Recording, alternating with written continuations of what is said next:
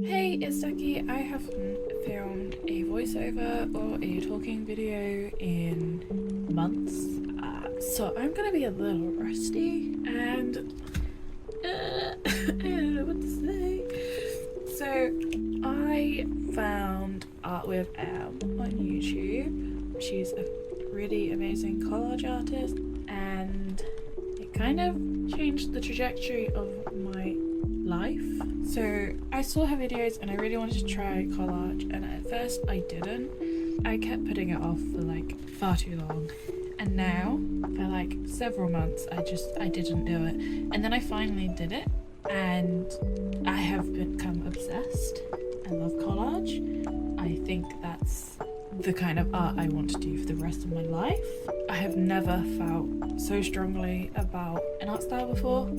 I've always kind of just jumped around. At first I thought it was a hyper focus, but I have not stopped loving it. It's the only kind of art I want to do. I've got a massive unfinished canvas in the sun house that's just not getting done at the moment. But so these are some of the first things I did. I thought I'd show you a couple of, well, the stuff I've done that I haven't been recording before we get to the actual video. So the first thing I did was a card for my mum. I'll put it on screen because she's now got that card, so I don't have it physically with me anymore, and I really loved that. But I think I can already see so much improvement in what I've been doing since. So I then made this card and then this card, because I at first thought I could make these kind of cards and then like sell them. However, the collage takes quite a long time, and I'd have to mark the prices up on these quite a bit to be able to sell them and make a profit for, like, you know, my time and stuff.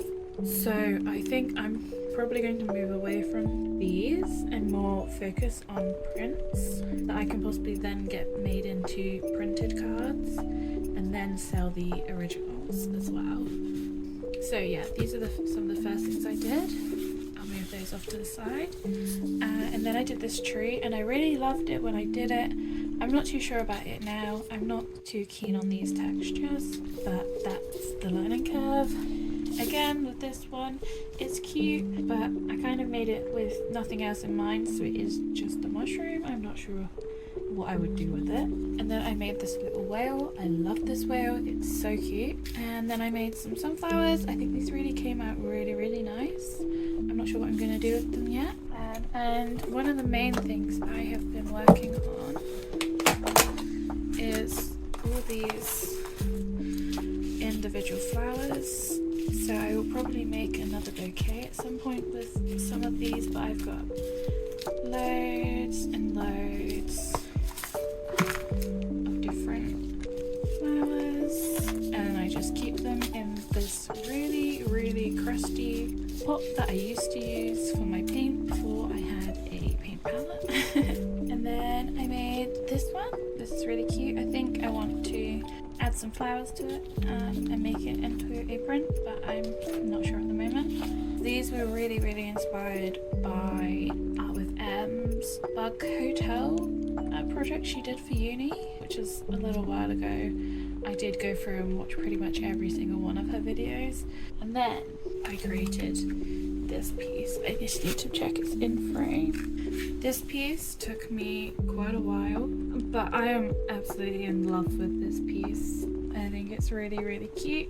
We were house sitting at my auntie's last week, and they have a rabbit, and I was feeding the rabbits some dandelions, and it's so cute watching them eat red dandelions. And I just knew I had to make a piece, and I can't believe how good this came out, seeing as all the other pieces have been quite small. This is my first A3 piece, and this is 100% gonna get turned into a print at some time. So onto today's piece, I drew up a concept just so I could get the proportions, and then I have traced out, using this really thin paper, all the different sections just to make it easier to cut them out of the papers. And this is just the main pieces. I will probably cut out smaller pieces that I haven't put on here, but these are the base main pieces.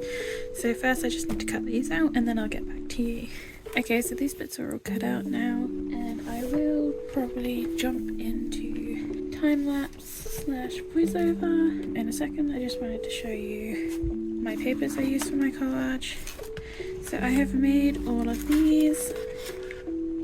Most of them are with acrylics, some of them are watercolour, and then I also use my oil pastels and coloured pencils to alter the colours slightly, talking over the plastic, that's great, and adding texture. You may have noticed, probably haven't, that I haven't uploaded a video in a good chunk of time, probably about 4 months. Well, technically this video will be going up after a couple of videos, but you know what I mean. And honestly, I have been filming videos, but I haven't done any voiceovers until now. So I have a lot of videos that I'm going through right now and doing voiceovers for. My last video was a sketchbook tour at the beginning of April. I was having a bit of an increase in health issues and my birthday was coming up, so I decided to take a week or 2 off videos. Then my nan had a fall and she was okay. I had my birthday, went out a couple of days later, didn't get home till about 9 PM, and my nan was completely out of it and hadn't moved from the sofa all day. I of course thought the worst. Luckily it was a chest infection and delirium, not something worse. She spent a while in hospital and my dad came back to the UK to help out. She came home, she was fine, but she has now recently been referred to a dementia clinic and refuses to accept that her mind is starting to falter, which I understand. No one wants to accept that, but it's so hard to watch her suffering. She's so agitated and upset most of the time, and it's hard to have a conversation without it turning into an argument. That's not entirely on her though, that's also my mental state. As an autistic person, I find that the unpredictability is very distressing. For me, I am currently very affected by change and uncertainty. I'm finding my autism to be more and more disabling, and that's very difficult, not just for me, but for the people around me too. Then on the 14th of May, I went to a breast nurse about my breast reduction and was told that my BMI was too high and I would have to lose weight before I got accepted. I've spent years healing my relationship with food so I could stop restricting and not have my life ruled by food rules and fear. And it's a good amount of weight that I need to lose. Honestly, I'm not even sure it's a healthy weight they want me down to, but I also really need this surgery. It will be life-changing. So me and my partner have been trying to diet and get me down in weight, and it's just difficult. I can't lie and say that the disordered thoughts haven't come back, and while I was in an initial assessment for trauma therapy, I ended up coming out with a referral to an eating disorder clinic as well. It's not been long enough for me to hear anything on that front, but we'll see. I also had to take out my lip piercing. That was very upsetting, and it may not seem like much to most people, but I have a lot of identity in things like my tattoos, my hair colour and my piercings. I kept chipping my tooth on it, and I didn't want to cause any further damage, so it came out. I feel really naked without it. It's been 2 months at the time of recording this, and I still go to play with it. I think I'm going to get a vertical labret instead. I've looked into it and researched it, and I'm pretty sure I have the perfect anatomy for it. I have a rather big lower lip that sticks out, and I think I'd have to really try to bite it to be able to chip my tooth on it because of the placement. So I'm really hoping to get that done sometime soon. I just have to get the confidence to go in to speak to one of the tattoo and piercing places. And that was pretty much around the same time in June, which was of course the first anniversary of my best friend's death, which hit really hard. That definitely knocked me more than I was expecting. That did trigger a bit of a relapse with the alcohol for a while.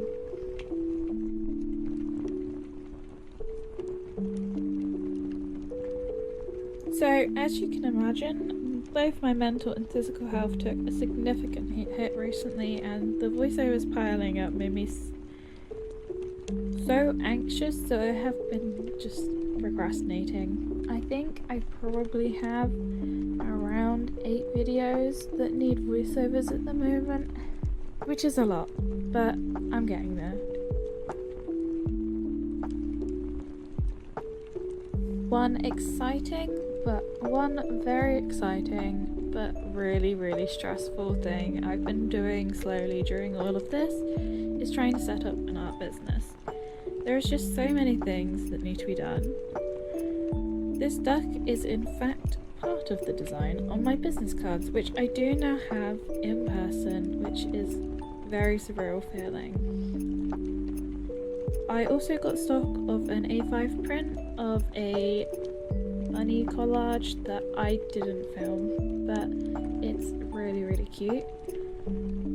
But it is just so expensive to get the initial stock for a business, and I still need to work out a lot of the legal stuff. I'm not currently working, so I am on benefits, and I don't expect to be able to make a living off my art straight away, so I need to work out how that works with the benefits, because I feel like it probably will need to be a gradual, slow decrease in benefits until I can make this a full-time job, or earning like a full-time job.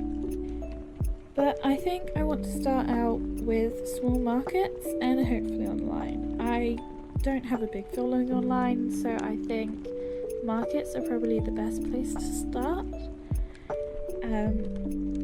I still need so much more stock before I can do either though.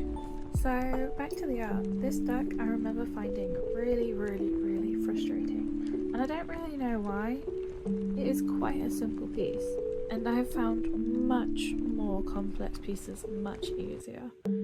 I think I just had a bit more pressure during this, as it was my first collage that I was filming, and I also already had it in my head that it was going to be on my business card, so I wanted it to be perfect.